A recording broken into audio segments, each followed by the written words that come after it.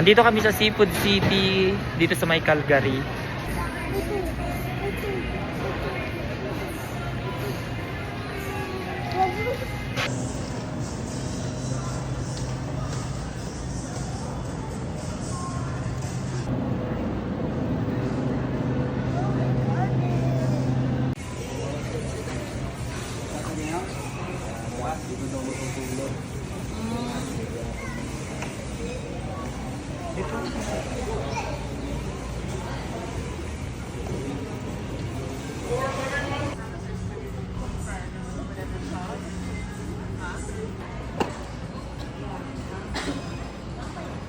Andito kami sa Seafood City, dito sa may Calgary.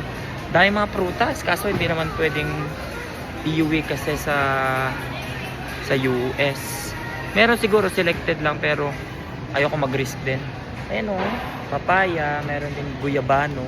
Hindi nga ako nakakain ata ng ganyan sa Pinas. May buko. Yan, ang dami.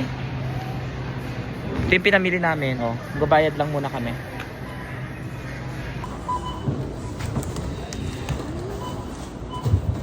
Ako nag-box dito sa Seafood City ko talaga magbabox.